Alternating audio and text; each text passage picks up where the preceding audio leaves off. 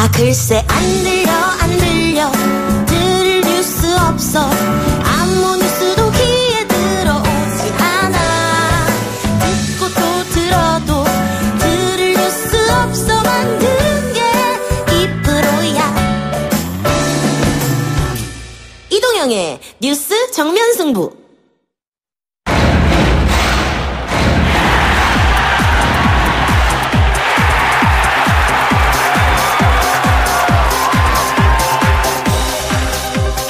주파수 94.5 YTN 뉴스 FM 뉴스 정면 승부 3부 시작하겠습니다.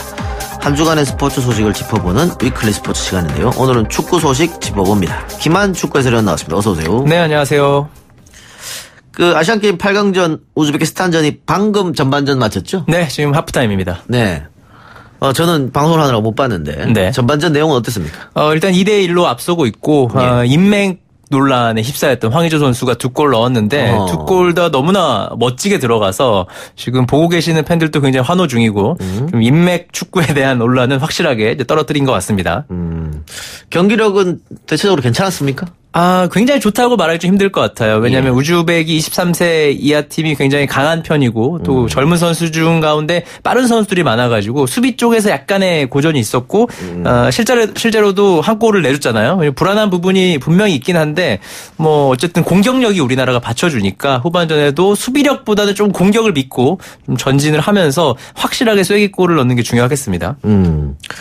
사실상 결승전이다 이런 얘기도 있던데 맞습니까? 네, 뭐 우즈벡이 불과 몇 달 전에 우리가 이 나이대에서 또 진 적이 있고 그때 진 적은 좀 정말 진 경기를 보면 참패였거든요. 안 좋은 경기력으로 패했기 때문에 좀 우즈벡에 대한 두려움이 확실히 있었던 것 같은데 근데 또 그 뒤에 만날 팀들을 생각해 보면 또 그것도 결승전이고 계속 강팀과 좀 까다로운 팀과 2번 더 경기를 해야 결승까지 치를 수 있을 것 같습니다. 조현우 선수는 오늘 경기 못 나왔죠? 네, 벤치에 일단 앉긴 앉았어요. 왜냐하면 또 혹시 또 골키퍼가 또 다칠 수 있으니까 그러면 어쨌든 자리를 채워줘야 되니까 뭐 큰 부상은 아닌 것 같은데 그래도 바로 뛸 수 있는 상황은 아닌 것 같습니다.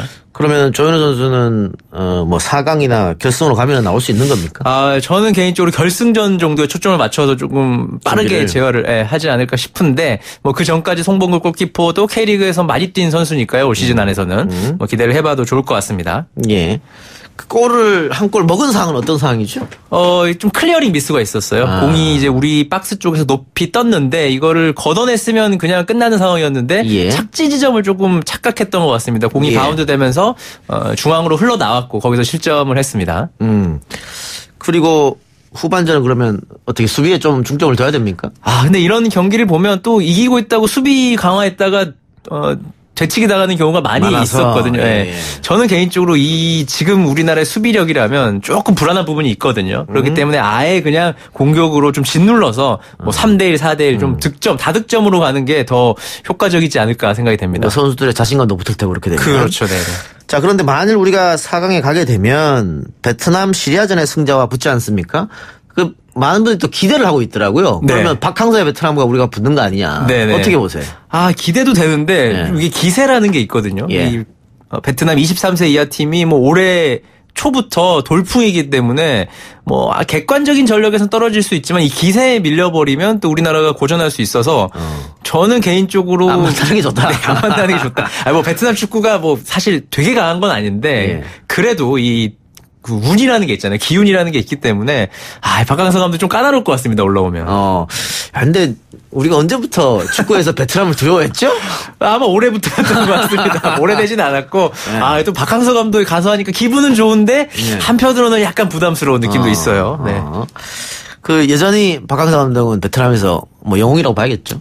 뭐 이번 대회까지 잘해버리면 이제는 이것도 아시안게임 8강도 최초 아닙니까 베트남? 맞습니다. 지금 거의 다 최초예요. 뭐 23세 챔피언십에서도 준우승한 것도 최초, 이번에 8강도 최초이기 때문에 사실 베트남 23세 팀은 초과 달성이라고 봐야 될 것 같아요. 이미. 네. 오히려 마음 편하게 우리랑 할 수 있겠네. 우리가 만약 올라간다면. 그렇죠. 그런데 뭐 박항서 감독도 우리나라 만나면 뭐 내심 이기고 싶은 생각이 있을 것 같거든요. 그래서 저는 개인적으로 좀 시리아가 올라오든지 아니면 뭐 그 경기가 연장까지 가서 뭐 체력 쏙 빼놓고 좀 올라왔으면 하는 마음이 있습니다. 예.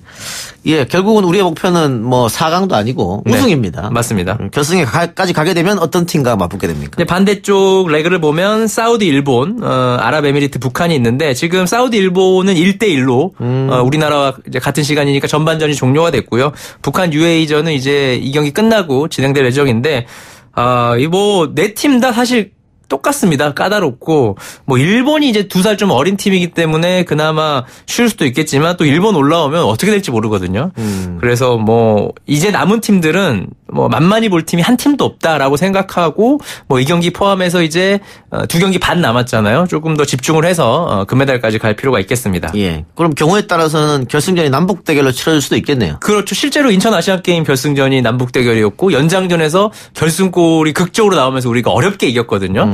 또 북한 올라오면 뭐 이슈도 되겠지만 분명히 까다로운 거는 가장 까다로운 건 북한이 아닐까 생각이 됩니다. 예. 우리 팀이 무조건 우승이라고 하는 것은 역시 선수들의 병역 문제가 가장 큰 거 아닐까요? 네, 금메달만 병역이 면제되는 거죠. 그렇죠. 뭐 어제 3대3 농구 결승전이 있었는데 그 마지막 1초인가 2초를 못 버티고 은메달을 땄는데 또 그 3대3 농구 선수들이 다 군대를 가야 될 선수들이라고요, 앞으로. 그래서 은메달이 확정되자마자 막 털썩 주저앉아서 거의 울던데 뭐 그런 상황이 축구에서는 좀 안 나왔으면 하는 바람이 있습니다. 예. 많은 분들은 이제 손흥민 선수가 어떻게 될 것인지 궁금해할 텐데. 맞아요. 손흥민 선수는 지금 뭐 전반전 경기력은 어떻게 평가하세요? 일단 첫 번째 황의조 선수의 패스를 도왔고 근데 좀 스스로 해결을 하고 싶은 마음 또 해야 된다는 마음이 조금 있는 것 같습니다. 약간 급한 게 있는데 조금 내려놓고 주위 동료들과 함께 조금 부담감 떨치고 했으면 하는 생각도 있어요. 반대로 손흥민 선수한테 수비력이 집중되다 보면 네. 다른 우리 공격진에게 찬스가 날 수도 있을 것 같은데. 그래서 오히려 황의조 선수가 슈팅이 사실 좋은 선수인데 슈팅도 하려면 좀 앞에 공간이 있어야 되잖아요. 예. 수비가 손흥민 쪽으로 쏠리다 보니까 황의조 그리고 황인범 이런 선수들한테 좀 기회가 나는 것 같고 거기서 이제 황의조 선수의 모션이라 그러죠. 슛 동작이 좀 커서 시간이 오래 걸리는 편이거든요. 근데 그 시간까지 좀 벌어질 수 있는 효과도 있어 보입니다. 예. 자, 다른 얘기 봅시다. 벤투 감독이 9월 A매치에 나설 24명의 선수들을 발표를 했는데 새롭게 눈에 띄는 선수들이 좀 있어요? 네, 일단 황의조 선수입니다. 황의조 들어갔습니다. 네, 아시안 게임을 아마 벤투가 집에서 TV로 보지 않았을까 생각이 되고 인맥 축구는 절대 아니네요. 네, 그렇죠. 벤투가 황의조 감독을 알 리가 없을 테니까. 황의조 선수를 그렇죠. 네. 이제 황의조 선수 오늘 득점까지 해버리면 벤투가 뽑은 것에 대한 굉장히 당위성을 주는 거니까 의미 있는 발탁이 될 것 같고 뭐 한때는 또 프리미어리그에서 뛰었고 뭐 조금 이제 추락하다가 일본을 거쳐서 K리그로 돌아온 윤석영 선수도 또 선발이 되면서 눈길을 모았습니다. 예, 처음 발탁된 선수들은 누가 있습니까? 역시 아시안게임에 현재 뛰고 있는 선수들인데요. 김문환 또 황인범 이 두 선수가 A대표팀에 첫 발탁됐고 물론 이 선수들이 좋은 선수들이지만 이 아시안게임에 뛰고 있는 선수들을 바로 A대표팀으로 데려오는 결정을 할 거라고는 저는 생각 못했거든요. 아시안게임 23세 이하니까. 그렇죠. 네. 그래서 좀 더 시간이 필요하다고 생각을 했는데 벤투 감독이 뭐 아시안게임 경기를 보면 좀 인상을 받았나 봐요. 뭐 황의조 선수는 원래 A대표팀 경력이 있으니까 그렇다 쳐도 김문환, 황인범은 아무래도 TV를 확인하고 이 선수들 좀 데려갈 만 하겠다라고 벤투 감독이 좀 직접 뽑은 게 아닌가 싶습니다. 기성용, 구자철 선수는 어떻게 됐습니까? 일단 기성용 선수는 합류를 했고요. 예. 구자철 선수는 주말 경기에서 뛰긴 했는데 이제 몸 상태가 좀 완벽하지 않아서 일단 벤투 감독이 좀 제외를 했습니다. 뭐 그렇게 되면 기성용, 구자철 선수 은퇴기가 있었는데 잠정 보류라고 보시면 될 것 같아요. 뭐 일단 내년 아시안컵까지는 갈 것 같습니다. 그러니까 기성용, 구자철 선수가 대표팀 은퇴를 시사했잖아요. 그렇죠. 네. 소속팀은 계속 나가고. 네, 그렇죠. 그런데 벤투 감독 이야기를 들어보니까는 이 선수들이 다음 월드컵까지 뛰었으면 하는 바람이 있는 것 같아요. 네, 거기는 약간 괴리감이 있는 것 같아요. 네. 기성용 선수, 구자철 선수 만나보면 좀 아시안컵까지 하고 뭐 박지성 선수도 그랬고 이영표 선수도 그랬듯이 월드컵, 아시안컵 하고 아시안컵은 우승을 할 수 있는 대회잖아요. 그래서 유종의미를 거두고 싶어하는 것 같은데 또 모르겠습니다. 아시안컵 끝나고 나면 두 선수의 마음이 어떻게 변할지도 모르겠고 아직 이제 나이가 30인데 사실 많지는 않거든요. 그렇죠. 예. 네, 근데 뭐 장시간 비행의 부담을 느낀 것 같긴 한데 이거는 벤투 감독과 선수들 간의 좀 협의 또 이야기를 통해서 풀어낼 필요가 있겠습니다. 제가 뭐 스포츠 문외한으로서 네. 선수들이 그 장기간 비행에 대해서 다 걱정하더라고요. 박지성 선수도 고생했다고. 네. 이코노미도 아니고 다들 비즈니스 이상 타잖아요. 네, 맞습니다. 근데 그렇게 힘든가요, 그게? 왔다 갔다 하는 게? 저는 비즈니스를 한 번도 탄 적이 없는데, 예. 이코노미를 타고 다니는 입장에서 그렇게 힘들까라는 생각을 해봤는데, 예. 실제로 물어보면 갔다 와서 그 다음날 훈련이 너무나 힘들면 그게 계속 누적이 되면서 예, 무릎에 물이 찬다거나 아니면 예전에 부상을 당했던 부위가 붓는다거나 이런 현상이 계속 발생을 한다고 해요. 뭐 사실 우리 같은 경우는 와서 잠깐 부어도 뭐 생활에 지장이 없는데 계속 뛰어야 될 선수로서는 오랜 기간 동안 선수를 하기에는 장시간, 10시간 이상의 비행은 분명히 무리가 있다라고 보는 것 같습니다. 말씀드리는 도중에 한 골 먹었네요. 아, 그래요? 네. 2대2가 됐습니다. 네. 예. 기만의 저주 아닙니까, 이거? 아니, 제가 사실 중계를 하면 제가 월드컵 최종 예선도 했지만 예. 항상 좀 성적이 안 좋아서 좀 안타깝습니다. 네. 네. 더더욱 공격적으로 가야 한다. 이렇게 했는데 2대2 됐습니다. 네. 역시, 지금 제가 경기를 보지는 못하고 있습니다만 댓글 보면은 수비에 네. 또 문제가 있었던 것 같아요. 아, 또 수비에. 예. 그러니까 수비는 단기간에 좋아질 수 없잖아요. 그러니까 뭐 이 경기 속에서 갑자기 좋아질 수 없으니까 예. 오히려 공격으로 좀 맞불을 놔야 될 것 같은데 네. 좀 후반전 좀 지켜봐야 될 것 같습니다. 그러면은 뭐 연장 또 승부 차이까지 생각을 해야겠네요. 이렇게 되면. 아, 네, 그렇죠. 뭐 그나마 다행인 건 저희가 앞에 열리는 경기라서 약간의 체력 비축을 다른 팀보다 할 수 있지만 뭐 큰 이득은 아니거든요. 뭐 연장전 안 가는 게 베스트긴 한데 뭐 이기는 게 어쨌든 중요하니까요. 예, 좀 후반전에도 황의조 선수 해트트릭 완성을 좀 기대해봐야 될 것 같아요. 다시 벤투 얘기로 가서 월드컵 때 상당히 논란을 일으켰던 장현수 선수가 또 선발됐습니다. 네, 뭐 이번 명단에서 가장 논란이 다시 됐던 부분은 장현수 선수 선발인데 특이한 점은 수비수가 아니라 미드필더로 분류를 해놨습니다. 뭐 이런 거에 뭐 큰 의미 부여를 하긴 어렵겠지만 그래도 벤투가 장현수를 수비형 미드필더로 쓰지 않을까라는 예상을 해볼 수 있거든요. 뭐 역시나 이제 인터넷은 뜨겁습니다. 장현수 선수를 다시는 안 볼 줄 알았는데 또 보다니라고 했는데 어쨌든 9월은 테스트잖아요. 그래서 한번 보고 뭐 장현수 선수가 김영권 선수처럼 다시 좋아질 수 있는 거니까 그렇게 되면 계속 쓰는 거고 또 아니라면 벤투 감독도 좀 냉정하게 쳐내지 않을까 생각이 됩니다. 명예회복을 좀 했으면 좋겠네, 이번 아시안컵에서. 저도 그렇게 생각해요. 왜냐면 김영건 선수도 불과 1년 전만 해도 정말 욕 많이 먹었거든요. 근데 월드컵 이후에 뭐 예능도 나오고 뭐 뭘 해도 칭찬받잖아요. 빛 영건이라는 변명도 있고 해서 장현 선수도 좀 이런 만회의 기회를 좀 가졌으면 하는 개인적인 생각도 있습니다. 예. 알겠습니다. 자, 그러면은 9월 A매치 아시안컵을 앞두고 그 테스트 차원이라 이렇게 보면 됩니까? 그렇죠. 사실 근데 벤투 감독이 지금 한국에 들어온 지 뭐 일주일밖에 안 됐거든요. 그리고 K리그 경기도 2경기밖에 못 봤고 선수 파악이 거의 안 된 것으로 봤을 때는 사실 이번 명단은 월드컵에 나간 선수들을 기본으로 하되 벤투 감독의 생각은 한 20-30% 정도 들어간 거다 해서 완벽한 팀 벤투라고는 좀 말하기 어려울 것 같고요. 10월 11월 정도는 돼봐야 벤투 감독의 진짜 선발 기준을 알 수 있을 것 같습니다. 또 한 골 먹었다네요? 네? 벌써요? 예. 그래, 계속 공격적으로 가라. 그게 저주 같았어요. 아, 그렇습니까? 예. 이제는 공격적으로 가야죠. 이제는 공격적으로 가야죠. 괜히 미안하네요. 네, 이제는 교체 카드를 써서라도 공격적으로 가야지. 당황스럽습니다. 전반전 경기력이 그렇게 나쁘지 않았거든요. 무슨 상황인지 저도 나가서 좀 봐야 될 것 같습니다. 네. 빨리 나가고 싶죠? 네. 빨리 보내드리도록 하겠습니다. 자, 그럼 오늘은 여기서 마무리하고 위클리 스포츠는 다음 주 월요일 3부에 다시 돌아오도록 하겠습니다. 지금까지 축구 해설위원 김한이었습니다. 고맙습니다. 감사합니다. 이자카야 궁금하다. 이자카야 문자 줄게. 질문다오. 여러분은 지금 웃으며 정보를 입수하고 편안하게 참여하는 이동형의 뉴스 정면 승부와 함께하고 있습니다. 생방송에 참여하고 싶은 분들은 샵 0945 우물정 0945번으로 단문 50원, 장문 100원의 문자 메시지를 보내주시거나 예스 앱으로는 무료로 참여할 수 있습니다. 지금 바로 보내주세요. 주말에 열린 더불어민주당 정당대회에서 이해찬 대표가 압도적인 지지로 당대표에 올랐습니다. 5명을 뽑는 최고위원 선거에서는 40대 초선 의원들의 약진이 두드러졌는데요. 집권 여당의 1위 최고위원에 오른 더불어민주당 박주민 의원 연결하도록 합니다. 의원님. 예, 안녕하십니까. 예, 축하드립니다, 우선. 예, 감사합니다. 예. 1등 할 거라고 생각하셨습니까? 사실은 여론조사 결과에서는 제가 이제 1등이 나왔었어요. 근데 그 뒤에 오히려 이제 박주민은 되니까 딴 사람을 찍어야 된다라는 게 SNS상에 굉장히 많았었고 예. 또 대의원표라는 게 원래 좀 조직적으로 움직이셔서 예. 1등이 안 나올 거라고 생각했는데 다행히 1등이 나왔습니다. 네. 예. 여론조사나 권리당원 투표는 그렇다 치고 대의원 네. 투표에서 이렇게 많이 나온 이유는 뭘까요? 대의원의 경우에 이제 제가 이제 말씀을 좀 들어보면 그날 현장에서의 유세 그리고 이제 17번 시도당 개편대에서 했던 유세 그 연설 있잖아요. 그게 좀 마음에 들었다라고 말씀하시는 분들이 많더라고요. 네. 저도 의원님 오랫동안 알았습니다만 이렇게 열정적으로 유세하는 건 처음 본 것 같아요. 원래 그랬습니까?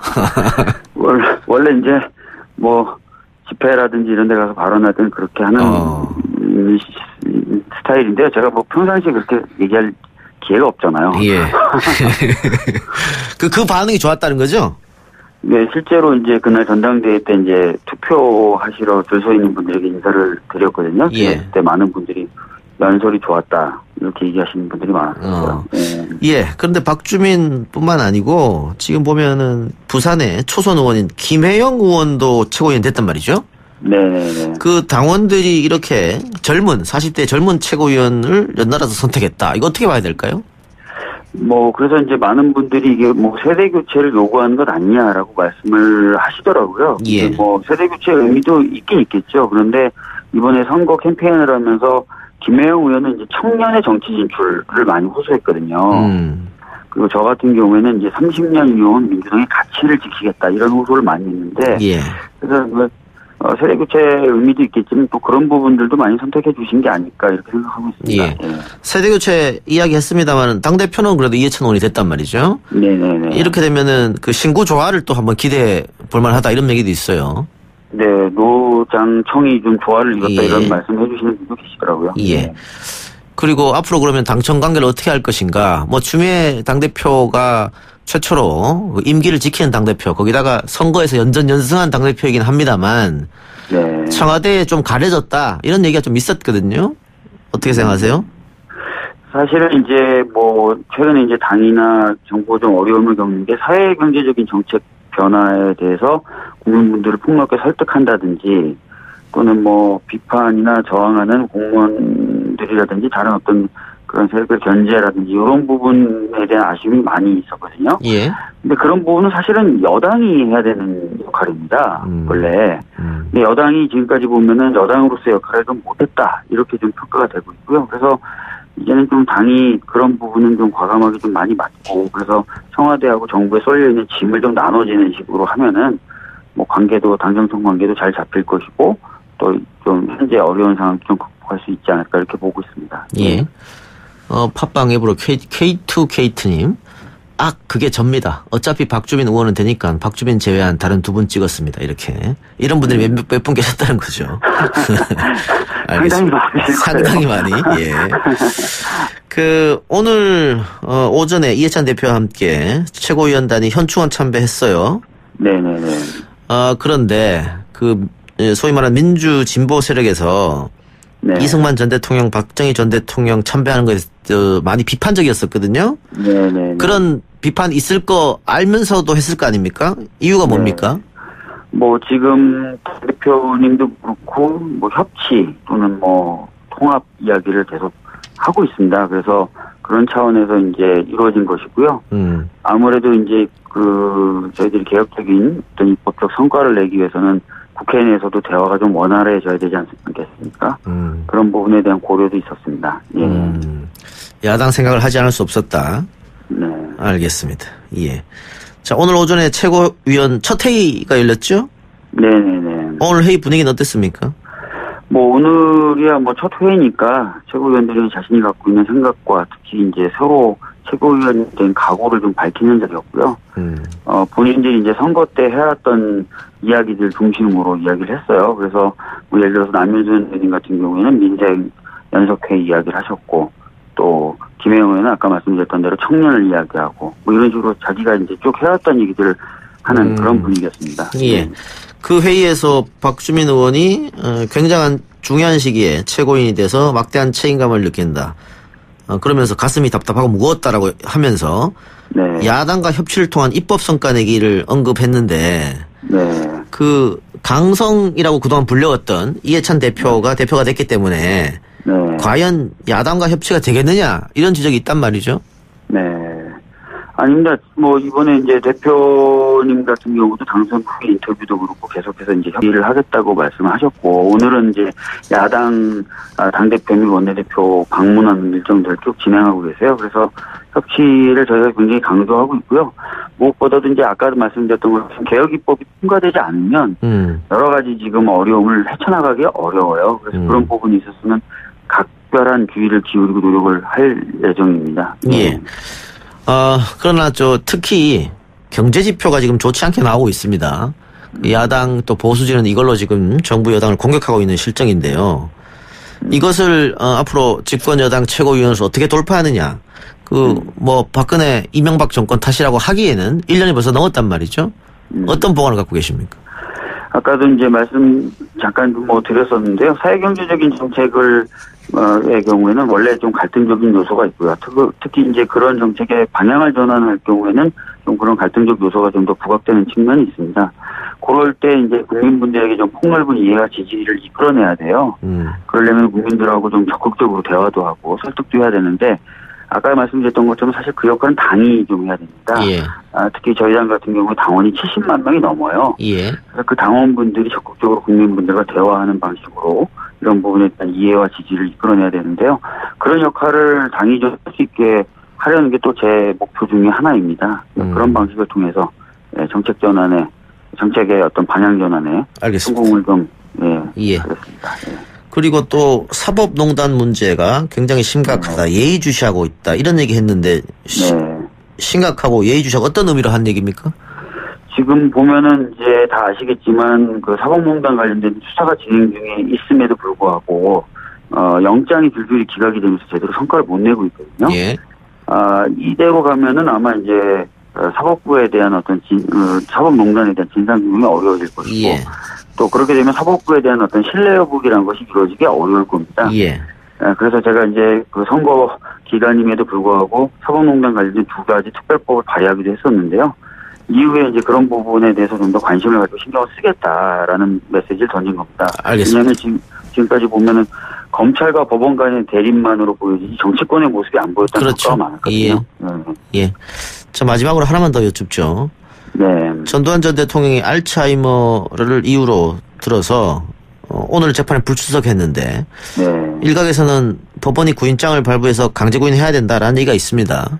네. 예, 법률가로서 이 부분에 대해서는 가능한 겁니까?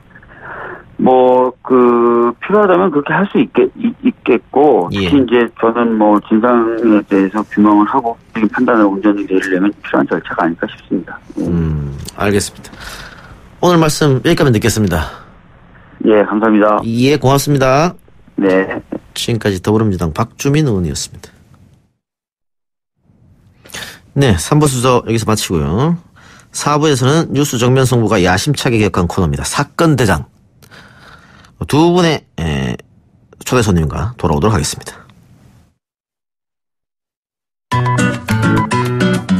뉴스 신동 이 작가와 함께하는 비포장 뉴스 해학 뉴스 정면 승부.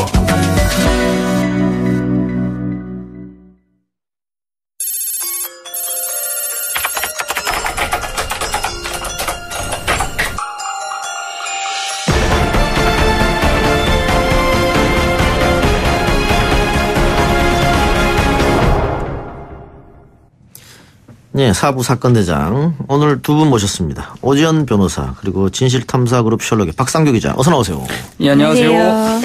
예, 자, 오지연 변호사의 남편이 그 법관 산찰 문건을 처음 세상에 알린 이탄희 판사죠? 네. 옆에서 그 상황을 쭉 지켜봤을 텐데, 재판 거래 정황이 지금 줄줄이 확인되고 있습니다. 네. 어떻게 생각하세요? 근데 확인은 되고 있는데 사실 법원이 압수수색 영장을 계속 기각하면서 좀 오히려 자꾸 국민들 의심을 더 부추기고 있는 게 아닌가 해서 좀 우려가 돼요. 그러니까 차라리 압수수색 영장을 좀 적극적으로 발부를 하면서 좀 사실관계가 다 드러나고 여기까지가 의혹이다라고 이렇게 좀 결론 지어지게 해주면 사실 사법부신이 이렇게까지 확산이 안 될 텐데 지금 사실 이 문제와 관련해서도 오늘 우리가 얘기할 사건에 대해서도 계속 그런 의심이 지금 증폭되고 있거든요. 그래서 안타깝습니다. 예. 박상규 기자도 지금 계속해서 양승태 대법원장 시절에 문제가 있었던 사건을 기사로 네. 쓰고 있잖아요. 예, 그렇습니다. 오늘도 그 사건이죠. 그 비슷한 유사한. 그런 의혹을 받고 있는 사건입니다. 예. 예. 알겠습니다. 이게 2012년 8월 20일에 발생한 그 일명 중곡동 주부 살인 사건인데요.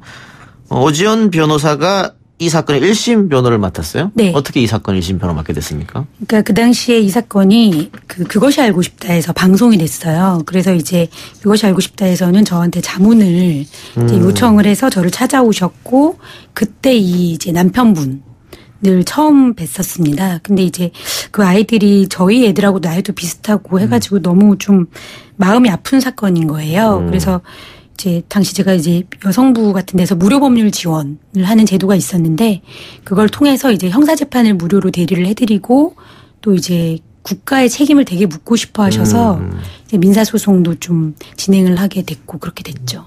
무료 변론을 하셨다고 하는 것은 그 피해 유족들이 그렇게 좀 부유하신 분은 아닌 모양이네요. 네. 어렵게 사시는 분들이고. 네, 알겠습니다. 네. 자, 그럼 일단 이 사건이 어떻게 돼 있는지 우리 박성규 기자가 사건 개요를 간단히 어떻게 일어났는지 정리 좀 해주세요. 예. 이 사건은 말씀하신 대로 2012년 8월 20일 날 발생했고요. 서울 중곡동 주택가에서 벌어졌습니다. 그 4살, 3살 남매의 엄마인 이모 여인이 그 전자발찌를 찬 상습 강간범 서진환에게 살해된 사건입니다. 이 당시에 그 서진환 씨는 바로 현장에서 체포가 됐는데요. 경찰을 당혹하게 하는 일은 그 이후에 벌어집니다. 바로 서진환 씨의 오른쪽 발목에 채워진 전자발찌인데요. 그 전자발찌를 통해서 서진환 씨의 과거 범죄 이력이라든가 그동안 경찰이 체포하지 못한 사건 그리고 그 이모 여인 그 남매의 엄마 그 살해된 분과 관계된 사건 만약에 경찰이 사전에 대처를 잘했으면 이 여인이 죽지 않았을 수도 있다라는 의혹이 일어나는 그런 일이 벌어집니다. 예. 그러니까는 변호사님도 이야기했습니다만은 유족들도 국가의 책임을 묻고 싶었다.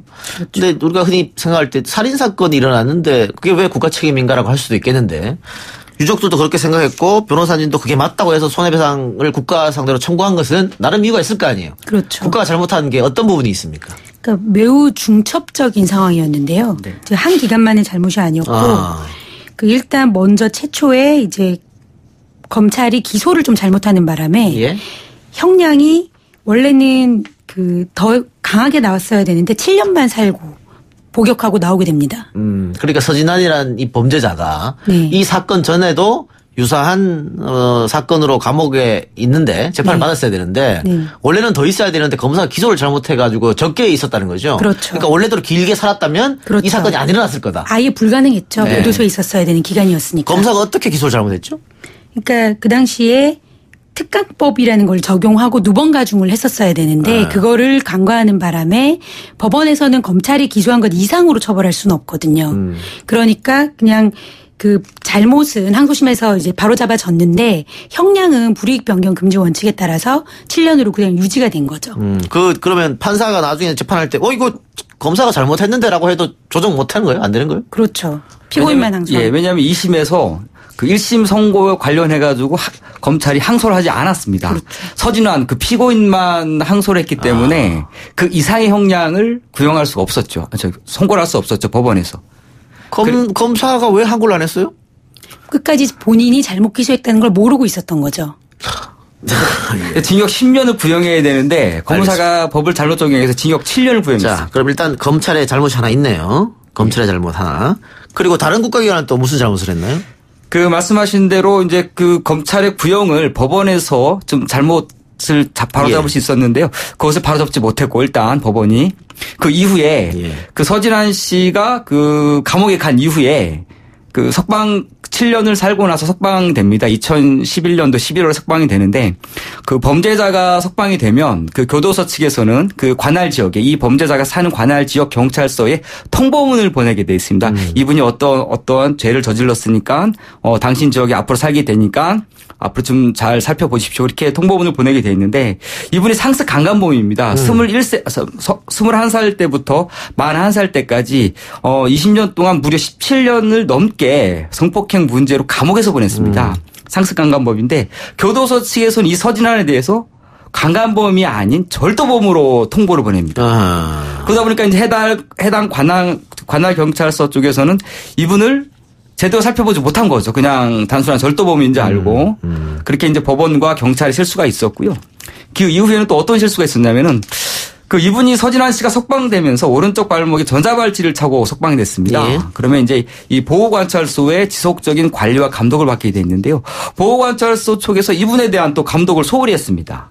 사건이 벌어지기 전 그러니까 8월 20일 전에 약 보름 넘게 이분이 서진환 씨가 어디서 무엇을 했는지 일지를 작성하지 않았고 그리고 또 하나는 서진환 씨는 뭐 이런저런 이유로 나는 빨리 또다시 범죄를 저질러서 강간을 해서 차라리 감옥에 가고 싶다라고 보호관찰관에게 직접 이야기를 했습니다. 그렇게 경고를 했음에도 불구하고 보호관찰관이 그 이야기를 귀담아 듣지 않았던 거죠. 아, 그래서 결국은 또 실제로 범행이 이루어졌는데 그러면은 네. 검찰, 법원, 교정당국, 경찰, 보호관찰소 네. 이렇게 국가기관 한 5개 기관에서 계속해서 그렇죠. 실수를 한 거잖아요. 네네. 실수를 해서 이제 있어서는 안 될 일이 이제 벌어진 건데 여기에 대해서 그러면 경찰을 해명은 어떻게 되는 겁니까? 경찰에서는 본인들이 좀 특히 원심에서도 인정을 한 사실인데요. 그러니까 우범자 관리를 객관적으로 잘못한 건 맞다. 아, 그건 인정했고. 네. 네. 근데 이게 국가배상을 인정할 정도의 현저한 잘못은 아니다. 그러니까 매우 엄격한 기준을 들이댄 거죠. 그리고 기본적으로 경찰 입장은 아니 우리가 지금 그 우리 경찰서에서 관리하는 우범자가 거의 500명 가까이 되는데 그 담당자가 한 명밖에 없다. 그래서 현실적으로 우리가 제대로 할 수 없었다. 이런 논리를 폈는데 그 현실을 재판부는 그대로 반영을 해준 거죠. 근데 이제 이해가 안 되는 게 그 중곡동 살인 사건 바로 한 2주 전인가요? 3주 전인가요? 예, 2주 전입니다. 2주 전에도 강간 사건이 있었죠. 서진환이가 저지른. 예, 있었는데 그때 그 현장에 뭐 DNA도 있고 있었잖아요. 네네, 그렇습니다. 그런데 3주 기간 동안 저 전자발찌도 차고 있었고 같은 동네고 그럼에도 불구하고 경찰이 잡지 못해가지고 또 다른 사건이 벌어졌단 말이에요. 예. 그 DNA 채취하고 다 있었는데 왜 못 잡았어요? 그 이 작가님 말씀대로 그 이모 여인이 살해되기 전에 2주 전에 강간 사건이 벌어졌고 이 여인이 피해를 입자마자 바로 신고를 했습니다. 신고를 했는데 경찰이 범인을 못 잡아요. 뭐 이분이 뭐 그 범인이 대단한 범죄를 그 이상한 범인이어가지고 멀리 도망간 것도 아니고 전자발찌를 차고 있었고 이분은 바로 체포될 줄 알고 그냥 집에서 경찰이 기다리고 있었어요. 그냥 나 그냥 곧 감옥에 잡혀가기 그렇게 대기하고 있었는데 경찰이 잡으러 오지 않았던 거예요. 그러다 보니까 바로 이분이 아까 말씀드린 처음 사건 그 두 남매의 여인을 살해하게 된 겁니다. 그 이분은 그러니까 유전자 정보도 범죄 현장에 남겼었고 다 자포자기 상태였는데 경찰 쪽에서는 일단 전자발찌 수사를 전혀 하지 않았어요. 그 수사를 하지 않았고 그리고 DNA 정보 같은 경우는 어떤 문제가 있었냐면은 DNA 정보를 갖고 검찰과 경찰이 힘겨루기를 했습니다. 이전에. 그래서 수용자들한테 채취한 DNA 정보는 검찰이 관리하고 범행 현장에서 확보한 DNA 정보는 경찰이 확보하게 됩니다. 근데 서진환 씨의 DNA 정보는 바로 검찰이 갖고 있었던 겁니다. 그분이 복역 중에 DNA를 채취를 했었는데요. 그러다 보니까 경찰 쪽에서는 자기네 DNA만 확인해 보고 검찰 쪽에다가 사실 조회를 안 한 거예요. 예. 그러다 보니까 이제 범인이 특정이 되지 않았던 거죠. 아, 그것도 공조가 안 된 거네요. 그렇죠. 안타까운 일인데 우리 저 댓글란에요. 서진환 보고 이분이라고 하지 말라고 지금 난립니다. 예, 알겠습니다. 죄송합니다. 예. 자, 그런데 DNA 얘기를 우리가 했었는데 감사원이 이거 문제가 있다고 지적 한번 했다면서요, 또.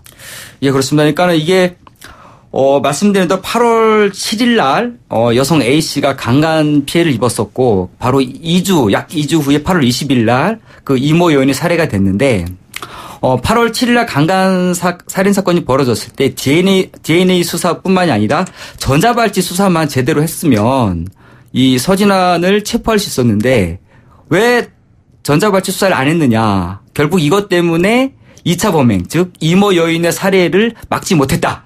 이것이 바로 감사원의 결론입니다. 예, 알겠습니다. 그러면 국가기관 한 5개 기관이 잘못을 어쨌든 했고 실수겠죠. 그 뭐 고의로 그러진 않았을 테고. 그리고 감사원도 맞다. 국가기관 잘못했다라고 내렸어요. 그러면은 이 손해배상 소송 변호사님이 맡은 이겼겠네요? 아니요. 졌습니다. 졌다고요? 네. 그 1심에서도 패소했고요. 예. 사실 이제 항소심에서도 다른 변호사님들이 수행을 해주셨는데 졌고요. 지금 이제 원고들이 결국 상고에서 대법원에서 지금 심리 중입니다. 대법원에 올라가 있는데 1심 재판 참여했으니까 오 변호사가 어떤 이유를 또 논리를 들면서 법원이 이거 패소 판정을 내린 겁니까? 유족들에게? 그러니까 1심과 항소심의 논리가 거의 비슷한데요. 결국은 지금 사실은 우리가 그 안전과 관련된 업무가 한 기관만 담당하는 경우가 거의 없습니다. 이제는.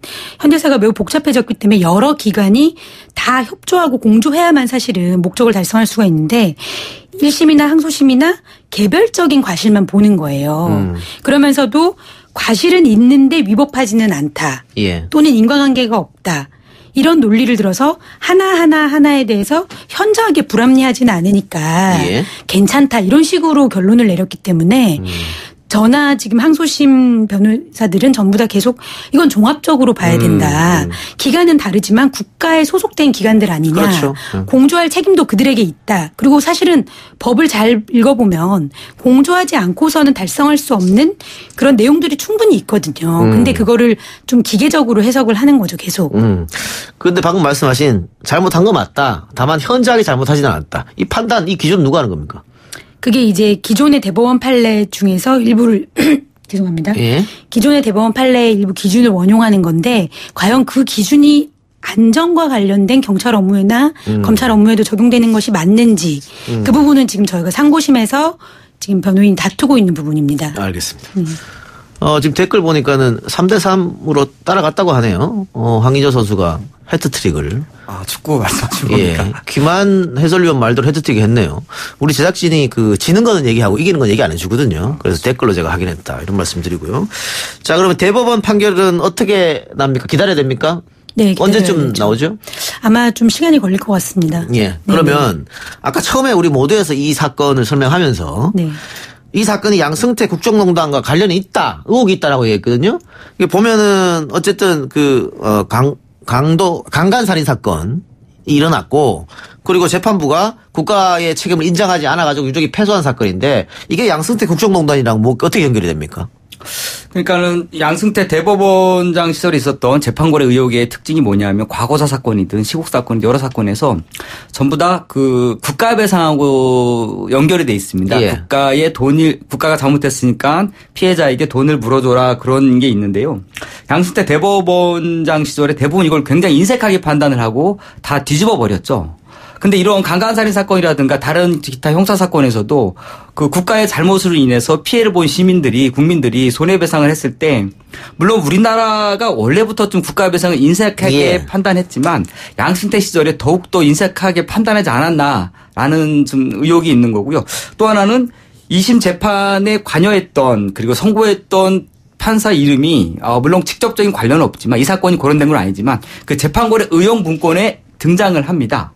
그리고 실제로 2심 재판 과정에서 그 재판부가 약 2차례 정도 교체가 됐었고 판단을 되게 하는 데 있어서 물론 신중하게 판단하는 것이 좋은 거지만 재판을 요청한 원고 입장에서 봤을 때 좀 제대로 좀 판단을 너무나 잘 안 하고 판단하길 주저하고 그리고 약간은 부적절한 좀 이걸 한번 판단해 주면 다른 의혹 사건들이 계속 이어질 것 같다라는 그런 걱정도 하고 그런 좀 의문점들이 여러 있습니다. 그러니까 양승태 대법원장 시절에 상고재판부를 얻어내기 위해서 박근혜 정권과 딜을 했는데 그 딜 내용 그 문건에 보면 합리적 범위 내에서 과거사를 정립하겠다.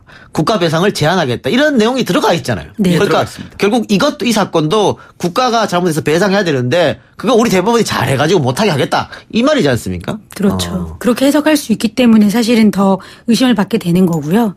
근데 이제 근본적으로는 저는 사법농단 사건과 이 사건이 직접적으로 관련이 없다 하더라도 근본적인 지점이 연결돼 있는데 그러니까 사법부가 국민들의 인권 보호에 그다지 관심은 없고 늘 국가나 윗사람을 보호하는 데는 열심이라는 그런 지점이 이제 연결 지점이라는 거죠. 그러니까 실제 제가 미국 변호사, 그러니까 한인 출신의 미국 변호사랑 좀 얘기를 해봤었는데 제가 이 사건에 대해서 얘기를 했었어요. 우리나라는 국가배상을 아주 엄격하게 인정한다. 그런 얘기를 했더니 의아해하면서 미국 판사들은 되게 공무원을 불신한다. 왜냐하면 공무원들이 생각보다 실수도 많이 하고 국가 시스템이라는 게 매우 허술할 수 있음을 인정하기 때문이다. 그래서 당연히 사법부가 존재하는 거는 그런 행정부를 견제하기 위함이다. 당연히 국민의 인권 보호를 위해서 사법부가 그걸 견제 안 하면 누가 하냐. 그 얘기를 하더라고요. 그러니까 국민의 인권이나 이런 것들이 최우선시 돼야 되는데. 그렇죠. 우리 사법부는 어떻게 보면은 뭐 기득권을 자꾸 생각하는 것 같은 느낌이 들어요. 그렇죠. 그래서 이 재판 말도 안 되죠. 이거 사실은 사건 몰입 사회에서 재판 거래를 시도했다는 게 말이 안 되는데 이렇게 국가 배상을 제한한다 뭐 이렇게 해가지고 저는 이 사건에서 유족들이 요구한 금액이 상당히 많을 줄 알았습니다. 한 30억쯤 되는 줄 알았는데 3억 요구했다고요? 네. 3억 요구하는데 그것도 들어주지 않았다. 일시 수익과 딱 관련된 이제 위자료를 크게 뭐 억울한 마음을 다 담아서 청구했던 것도 아니고요. 딱 법에 맞게만 청구를 했었습니다. 그런데 그것도 기각됐다. 네, 그걸 주지 말라고 그렇게 판결을 한 거죠. 아까 이쪽들이 그렇게 풍요로운 삶은 원래부터 살지 않았다고 얘기했는데 이 사건 이후로 그 가족들의 삶은 또 유족들의 삶은 어떻습니까? 이 사건이 벌어졌을 때 그 사망하신 분의 그 남매가 4살, 3살 남매가 있었는데 그 남매가 어느덧 지금 자라서 초등학교 4학년, 3학년이 됐습니다. 그리고 그 남편 되시는 분은 계속 같은 직장에 다니고 있지만 그 아이들 케어라는 문제 때문에 할머니랑 같이 살고 있거든요.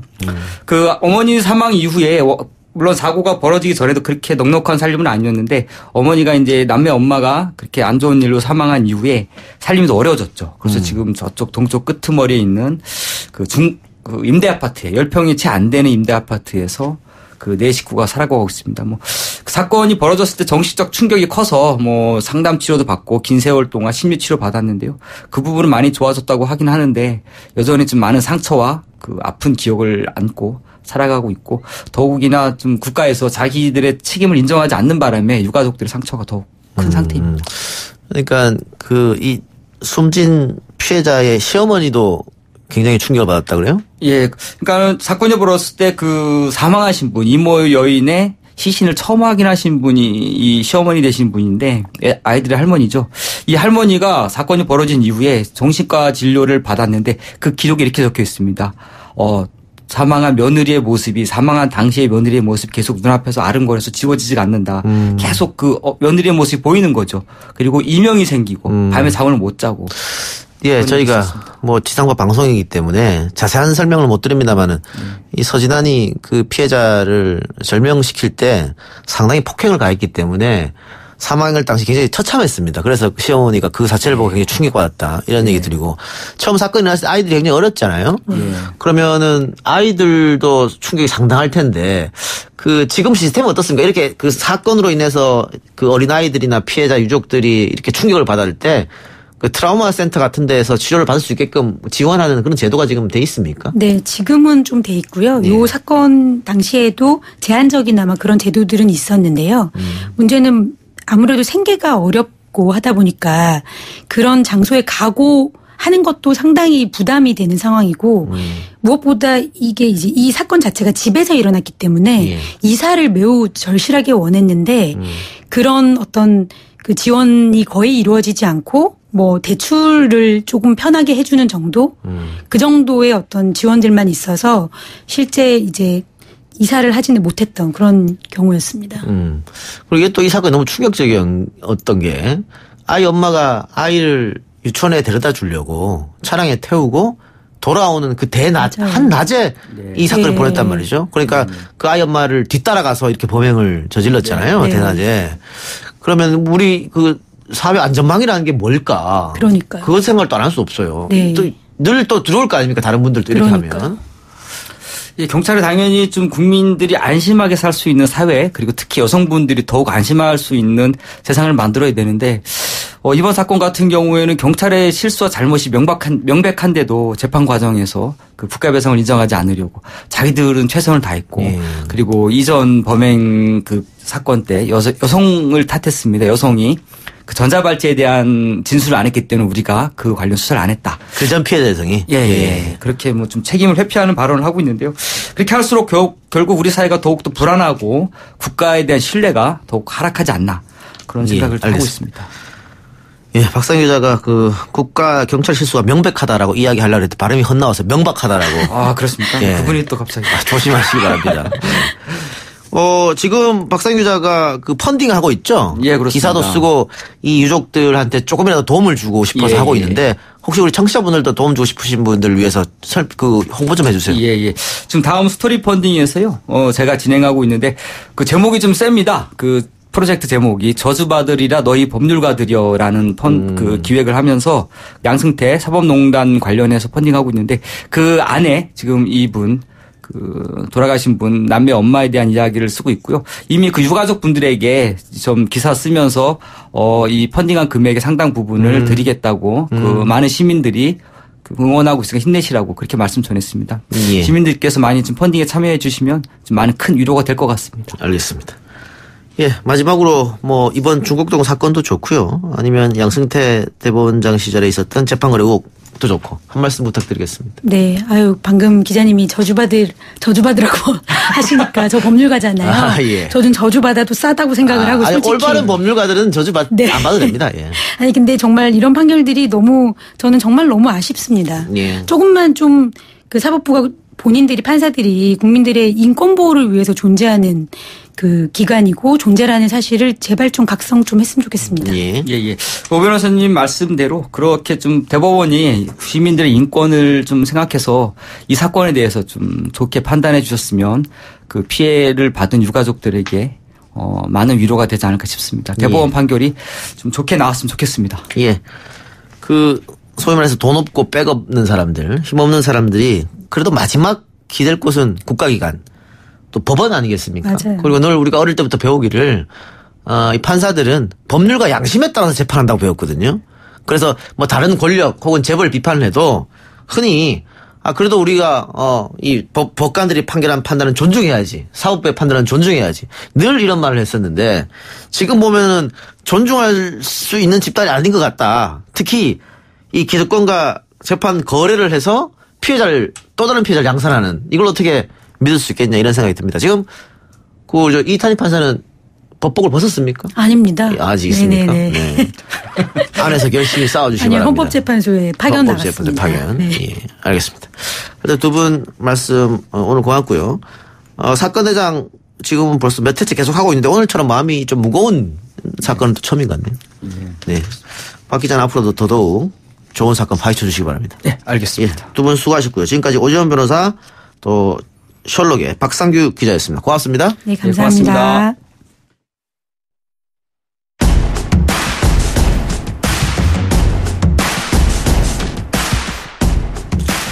예, 아시안게임 축구 경기 우즈베키스탄과 8강전 방금 연장전에 돌입했다는 소식이고요.